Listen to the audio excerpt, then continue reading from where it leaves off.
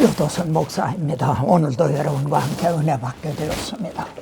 오늘은 히브리서 강론입니다. 두 번에 걸쳐서 전할 건데 오늘은 첫째입니다. 우리에게는 이러한 대제사장이 계신다. 히브리서는 두 부분으로 되어 있습니다. 첫째 부분은요, 지금 우리가 하는 말의 요점은 이러한 대제사장이 우리에게 있다는 것이라. 그는 하늘에서 지극히 크신 예 보좌 우편에 앉으셨으니 그럽니다. 그리고 두 번째 부분은요, 윤리입니다. 우리는 뒤로 물러가 멸망할 자가 아니요 오직 영혼을 구원함에 이르는 믿음을 가진 자니라. 그리고 믿음 장으로 이어지죠. 믿음은 바라는 것들의 실상이요. 그러니까 대제사장께서 이루어 주신 것을 믿느냐 믿지 않느냐, 이것이 히브리서의 전체 요점이 됩니다. 앞부분은 대제사장이고요, 뒷부분은 믿음의 응답입니다. 자, 앞부분의 중심 주제는 대제사장입니다. 어찌하여 제사장이 31번이나 등장합니다. 왜 필요하게 되었죠? 이 성수대교가 끊어진 건데요, 오직 너의 죄악이 너희와 하나님 사이를 갈라놓았다. 그래서 중보자가 필요하게 된 거죠.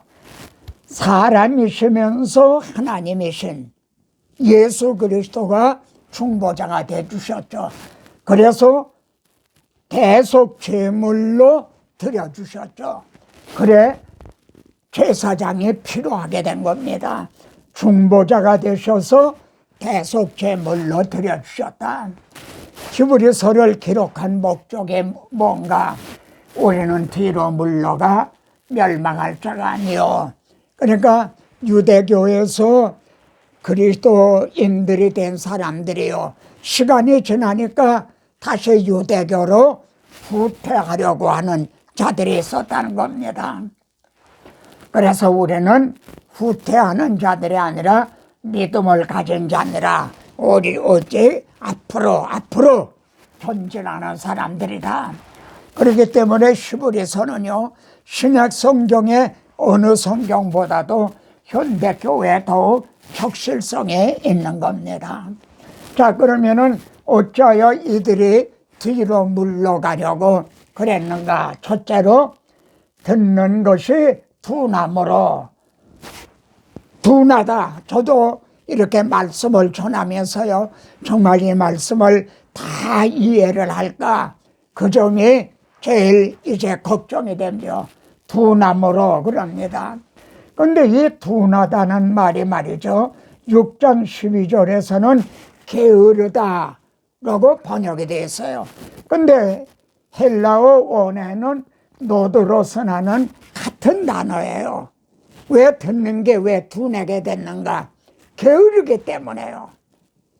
배우려고, 성경을 배우려고 열심히 이제 상고하는 게 아니라 때가 오래되었으므로 너희가 선생이 돼야 될 터인데 젖이나 먹고 담당을 이제 먹어야 할 자가 되었다. 그러니까 자라지는 않고 있다는 거죠. 그리고 원인이 또 어디 있냐면은 10장 25절에 보면 모이기를 피하는, 잘 모이질 않았어요. 성경을 또 연구하려고 하질 않았어요. 그래서 이들이 이제 신앙이 자라질 못하고 뒤로 물러가려고 하게 됐다. 히브리서는 이렇게 시작이 됩니다.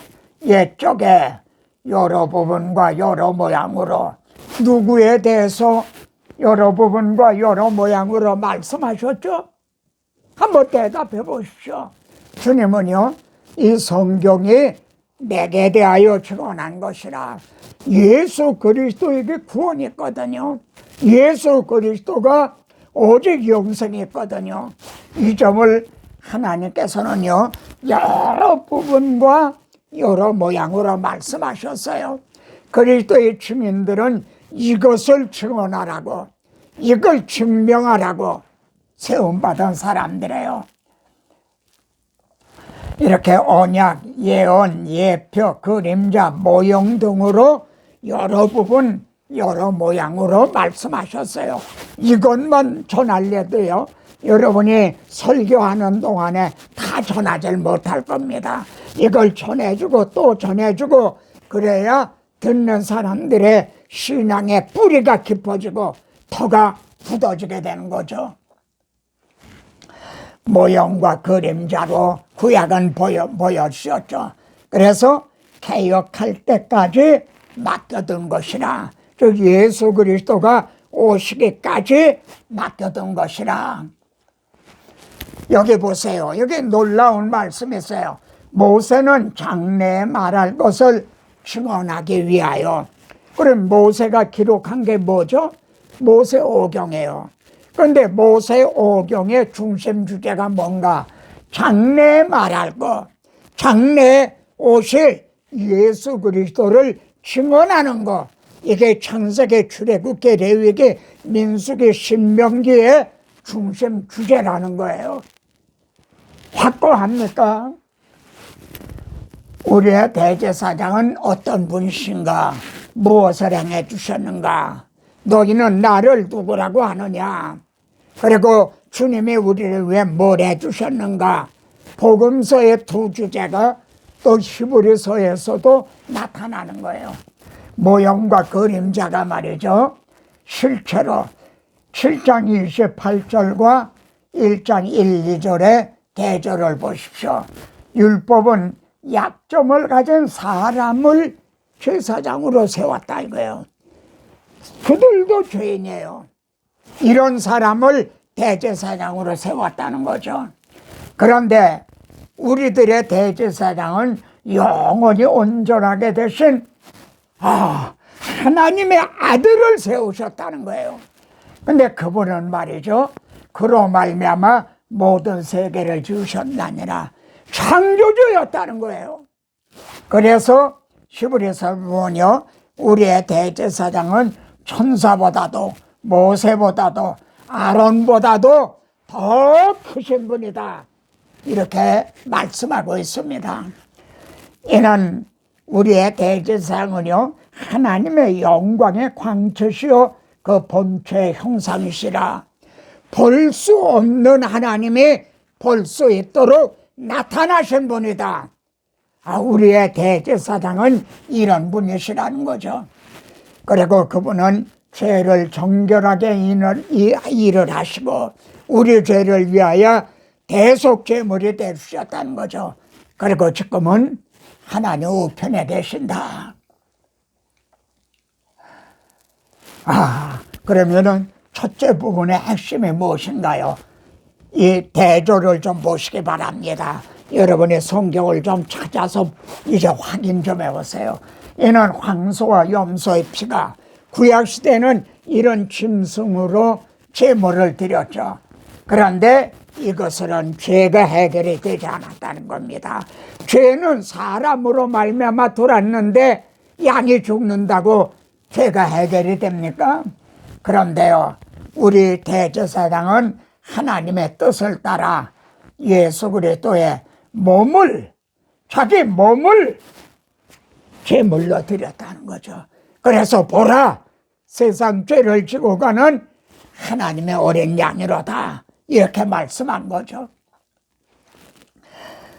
그런 새 언약의 중보신이 첫 언약 때 범한 죄에서 속량하려고 주고사 구약시대의 죄도 우리 주님의, 우리 대제사장의 대속을 통해서 해결된 거예요. 왜냐하면 구약시대의 죄물로는 죄가 해결이 안 됐잖아요. 그건 그림자였거든요. 그래서 우리 주님은요, 신약시대의 죄만이 아니라 구약시대의 죄까지도 담당하시기 위하여 이제 속량하기 위하여 죽으셨다. 자, 이 점을 또 이 대조를 보시기 바랍니다. 그들은요, 구약의 제사장들은 서서 자주 같은 제사를 반복적으로 드렸어요. 왜냐하면 이걸 죄를 없이 하지 못하기 때문에. 그런데 우리의 제사장은요, 오직 그리스도는 죄를 위하여 한 영원한 제사를 드리시고 하나님 우편에 앉으사. 여러분, 서서 있는 거는 아직 일이 끝나지가 않은 거예요. 죄가 해결이 안 된 거예요. 근데 우리 주님은요, 하나님 우편에 앉으사, 이렇게 서서와 앉으사의 대조를 좀 보세요. 23절, 24절의 대조를 보시죠. 구약의 제사장들은요, 수요가 많았어요. 대제사장도 수요가 많았죠. 왜요? 죽음으로 말미암아 자꾸 갈리게 되니까요. 그런데 우리의 대제사장은 영원히 계심으로 그 제사장 직분도 갈리지 않았니라. 여러분, 정권이 바뀔까봐 이제 레임덕이라는 그 눈치를 보는 그게 나타난다고 그러죠. 근데 우리의 대제사장은 갈리시지가 않아요. 그럴 염려가 없어요. 자, 9장 8절과 이걸 또 대조를 보십시오. 저 장막에 서 있을 동안에는요, 성소에 들어가는 길이 아직 나타나지 아니한 것이라. 지성소에 들어가는 길이 아직 나타나지 않았다는 거예요. 뭘 보고 알죠? 그 많은 제물이 드려졌어도 수장이 열려지지 않았잖아요. 그러니까 오프 리밋, 출입 금지, 이게 구약시대예요. 그런데 우리 주님은 십자가상에서 다 이루었다 할 때 수장이 쫙 열려졌죠. 그래서 그 길은 우리를 위하여 수장 가운데로 열어놓으신, 비로소 문이 되어주셨죠. 하나님 앞에 들어가는 길이 열리게 된 거죠. 새로운 살 길이요. 구약시대는 없던 길이기 때문에 새로운, 그리고 사는 생명으로 인도하는 길이요. 휘장은 곧 그의 육체니라. 어떻게 휘장이 찢어졌나요? 우리 주님이 육신을, 몸을 찢으심으로. 여기에 또 대조를 보십시오. 20번 이상 강조하고 있는 들어간, 히브리서의 또 핵심 중에 하나가 들어감이에요. 아담 하와는 추방을 당했댔죠. 쫓겨났죠. 근데 히브리서의 들어감이 20번 이상 강조가 됐어요. 그리스도께는 참것의 그림자인 손으로 만든 성소에 들어가지 아니하시고 땅에 있는 그림자 성소에 들어가지 않으셨다. 바로 하늘에 들어가셨어요. 우리를 위하여 하나님의 보좌 앞에 들어가셨다. 그리로 앞서가신, 여러분, 휘장이 열려지자 제1차로 테이프를 끊으신 분이 누굽니까? 제1차로 들어가신 분이 누군가요? 그리로 앞서가신 예수께서, 주님이 제1차로 개통식을 하신 거죠. 우리를 위하여 들어가셨다. 우리를 위하여 들어가셨다. 우리 주님이 우리를 위하여 제1차로 들어가셨기 때문에 예수 믿는 사람들은 예수님의 피를 힘입어 담대하게 들어가게 된 거예요. 같이 보세요. 그러므로 형제들아, 우리가 예수의 피를 힘입어 지성소에 들어갈 담력을 얻었나니. 구약시대의 대속죄일의 말입니다. 대제사장이 속죄 피를 가지고 들어갔죠. 그렇듯이 우리가 하나님 앞에 들어갈 때 예수님의 피의 공로를 힘입어 들어가는 거예요. 언제 들어가죠? 예배 드릴 때요. 언제 들어가죠? 여러분이 기도를 드릴 때입니다. 언제 들어가죠? 주님 오시는 날 영원한 영광에 들어가게 됩니다. 자, 그래서 6번이나 강조되어 있는 단본, 6번이나 강조가 되어 있어요. 이거를 일일이 찾으셔서요, 저처럼 둘레 씌우기를 좀 하세요. 그러면 여러분 성경을 보실 때마다 그거에 드러나는 거죠. 이러한 대제사장을 우리가 모시고 있다.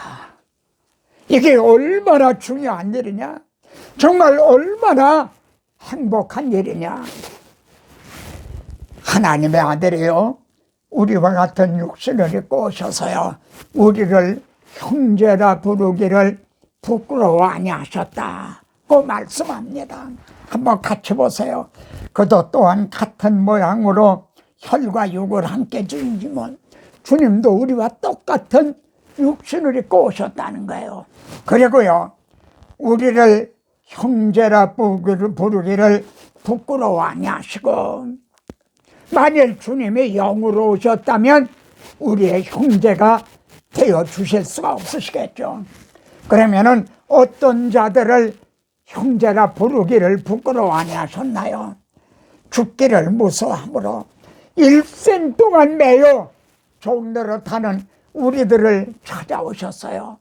말하자면 면회를 오신 거예요. 그리고 우리들을 향해 염려하지 말아라. 내가 형님이다. 내가 너희들의 죄를 다 해결해 주기 위해서 왔다. 너희들을 해방시켜 주기 위해서 왔다. 그러셨다는 거예요. 히브리서가 얼마나 영광스러운가요? 그러면은 형제라 부르기를 부끄러워 아니하셨다는 것은 체면의 문제입니까? 책임의 문제입니까? 이걸 교훈적으로 보면은 체면의 문제죠. 우리 애들도요, 엄마 아빠가 연탄 장소에서 얼굴에 시꺼먼 거 묻히고 그러면 친구하고 가다가도 엄마! 그러길 부끄러워하죠. 아버지가 판사다, 장관이다, 그러면 아빠! 그러겠죠. 교훈으로 보면 체면의 문제예요. 근데 신학적으로 보면 책임의 문제인 거예요. 보세요. 내 형제가 가난하여 기업을 팔았어요. 집이 팔려요. 땅이 팔려요. 그러면은 형제가 와서 그 판 것을 물을 것이요, 다시 찾아주라는 거예요. 잃어버린 거를 회복시켜 주라는 거죠. 근데 이제는 집이나 밭이 아니라 자신이 종으로 팔린 거예요. 그런 일들이 있죠. 종으로 팔리면 형제 중 하나가 그를 속량하라. 그래서 우리 주님이 대속죄물이 되주시고 우리들의 죄를 속량해 주신 거예요. 그래서 형제라 부르기를 부끄러워하니 하셨다는 것은 신학적으로 보면 책임의 문제예요. 염려하지 말아라. 너희들의 죄값을 내가 대신 책임을 지러 왔다. 내가 대신 해결해 주겠다. 이 말씀을 듣는 형제의 심정이 어떻습니까? 저는 이런 말씀을 전하면서 이렇게 뻔뻔스럽게 전하는 제 자신이 미운 거예요. 감사와 감격에 눈물을 흘리면서 전해야죠. 이걸 당연시하지 말아야 돼요. 우리 주 예수 그리스도의 은혜를 너희가 알거니와 부요하신 이로써 우리 주님이 얼마나 부요하신 영광 가운데 계신 분인가요? 근데 가난하게 되시면 얼마나 가난하죠? 말구유간에 오셨어요. 십자가에 죽기까지. 여러분이 가난해도 말구유에서 태어난 사람이 있나요? 왜 이렇게 하셨어요? 우리를 부요하게 하려고요. 우리를 하나님의 자녀가 되게 하셨어요. 하나님의 후사가 유업을 이을 자로 왕같은 제사장이 되게 하셨어요. 더 이상이 없어요. 그렇게 부유하게 해주셨어요. 가난한 자는 형제들에게도 미움을 받거든. 친형제들끼리도요, 너무 가난하고 그러면은 혹시 폐를 끼칠까봐 멀리하는 거예요. 하물며 친구랴 그를 멀리하지 아니하겠느냐. 따라가며 말하러 할지라도 없어졌으나 여보게 우리 고향 친구 아니야? 학교 동창 아니야? 따라가면 나 몰라.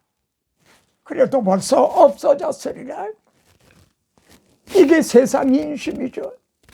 근데 하나님의 아들이, 창조주 하나님이, 하나님의 형상의 본체 되시는 그분이 우리를 찾아오셔서 내가 내 형님이다,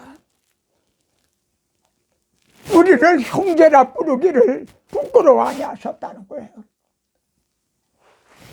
이렇게 영광의 보좌를 내놓으시고 이 땅에 내려오신 건 우리를 하나님 앞으로 인도하시기 위해서죠.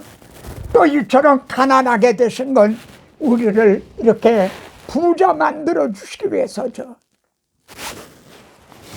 혈육을 입고 오신 의도가 무엇입니까? 죽음을 맛보려 하네. 주님이 육신을 입고 오시지 않았다면 십자가에 치실 수가 없잖아요. 우리의 대속제물이 되실 수가 없죠. 자비하고 신실한 대제사장되어 백성의 죄를, 내 죄를 속량하시기 위해서 육신을 입고 오신 거죠. 그래서 로마서에서요, 그리스도께서 우리를 위하여 죽으시기 위해서, 그런데 여기에서는 곧 우리가 원수되었을 때 그 아들의 죽으심으로, 8절에서는 그리스도께서 죽으셨다. 근데 10절에서는 그의 아들이 죽으셨다. 왜 이렇게 표현을 바꿨을까요? 이 원수라는 말 때문에 그래요. 하나님은 원수를 위해서 자기 아들을 화목제물로 내주신 거예요. 내가 하나님하고 원수된 적이 없는데 그러십니까? 마음으로 원수됐었죠. 하나님 믿으세요 그래도 안식이 바뀌고 싫어했죠. 마음으로 원수가 돼서. 그런 자들을 위해서 하나님은 자기 아들을 아끼지 않고 내주신 거예요. 이게 핵심이에요. 우리의 형제가 되셔서 우리 대신 죽어주셨다는 게 복음의 핵심이에요. 근데 오늘날 설교가 다 유익하죠. 다 그런데요, 핵심이 빠져 있다는 거예요. 이해가 되십니까? 무슨 뜻인지요? 주님이 승리의 비결이 뭡니까? 여러분도 승리하기를 원하십니까? 십자가로 이기신 거예요. 여러분, 십자가 복음을 증언하십시오. 그리스도도 또한 같은 모양으로 혈과 육을 함께 지니시면 육신을 입고 오셨어요. 그래서 죽으셨어요. 그리고 여기가 끝이라면 승리한 게 아니라 패한 게 된 거죠. 호랑이를 잡으러 호랑이 굴에 들어갔다가 잡아먹힌 게 되는 거죠. 근데 우리 주님은 죽음의 세력을 이기고 부활하셨어요. 그래서 승리하신 거예요. 십자가 부활, 이게 승리의 비결이에요. 이 은밀한 가운데 있는 하나님의 지혜인데 감추어졌던 것이네. 이걸 마귀가 몰랐던 거예요. 사탄은 예수님을 십자가에 못 박아 죽이면 자기가 승리하는 줄 알았어요. 이게 하나님 속에 감추었던 비밀이었던 거예요. 이걸 증언해야 되는 거예요. 우리의 구원은요, 합당하게 행해 주신 구원입니다. 정정당당하게 행해 주신 구원입니다. 많은 아들을 이끌어 영광에 들어가지 하시는 일에, 여기 많은 아들이 누구예요? 형제도 이 많은 아들 속에 있어요. 본래 아들은 독생자, 우리 주님 한 분이었어요. 근데 미랄 하나가 땅에 떨어져 죽음으로 많은 아들들이 되게 됐죠. 그래서 영광에 들어가게 해주셨죠. 그런데요, 주님이 우리 죄를 위하여 대신 죽으심으로 아주 합당하게 해주신 거다. 우리 구원은 비공식적으로 해주신 게 아니다.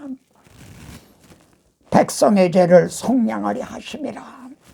형제들과 같이 되심에 마땅하도다. 합당하도다, 마땅하도다, 정정당당하게 해주신 것이다. 여러분, 신약성경에 가장 강조하고 있는 게 무엇인지 압니까? 하나님 우편에 지금 앉아 계시다 이거예요. 우리의 대제사장이 말입니다. 하나님 우편에 앉아 계신다. 근데 이것도 시편 110편에서 미리 말씀하신 것에 대한 성취라는 거죠. 그래서 정말 진실한 거요, 믿을 만한 거라는 거죠. 구약에 이렇게 말씀했다가 이루어 주셨기 때문에. 이걸 히브리서에만도요 5번이나 강조하고 있어요. 히브리서에서만도요. 그러면 왜 이렇게 강조하고 있죠? 첫째, 여기를 찾아보세요. 하나님 우편에 계신 분이 재림하신다는 거예요. 두 번째, 여기에는요, 지극히 적은 자 하나도 없음 여기지 말아라. 그의 천사들이 하나님의 얼굴을 항상 배운나니라. 여러분의 제사장이 하나님 우편에 앉아 계세요. 여러분은 외롭지가 않아요. 예? 여러분은 그만한 빽이 있는 사람들이에요. 세 번째는 우리들에게 경고하는 거예요. 사사기에는 왕이 없으므로 제 마음대로 행했다고 했죠. 오늘날 우리의 대제사장이 왕족 왕이 하나님 우편에 계시는데 마치 왕이 없는 것처럼 자신이 왕 노릇하고 있는 건 아닌가요? 그래서 이 점을 이처럼 강조하고 있는 겁니다. 하나님 우편에 계신 분은 약속하신 대로 우리를 영접하러 오시죠. 그리스도께서 이렇게 두 번째 나타나시리라. 히브리서에서도 이렇게 말씀합니다. 우리 주님, 내 아버지 집에 있을 곳이 많도다. 만일 사람이 죽으면 그만이다, 내세가 없다. 그렇다면 내가 너에게 일렀으리라. 그걸 말해 주었을 것이다. 내가 다시 와서 너희를 내게로 영접하여 나 있는 곳에 너희도 있게 하리라. 하나님의 구원 계획은요 끊어지지 않습니다. 우리의 구원도 끊어지지 않습니다. 히브리서는 예수님의 탄생을 말씀하고 있어요. 십자가 지신 걸 증언하고 있어요. 부활하신 걸 증언하고 있어요. 승천하신 걸 증언하고 있어요. 그리고 재림하시는 것을 또 증언하고 있어요. 지금 여기까지 와 있죠. 이건 끊어지지가 않아요. 우리도 미리 아시고 미리 정하시고 부르시고 의롭다고 하시고 영화롭게 하셨나니라 여기 있죠. 우리도 끊어지지 않아요. 결론과 적용입니다.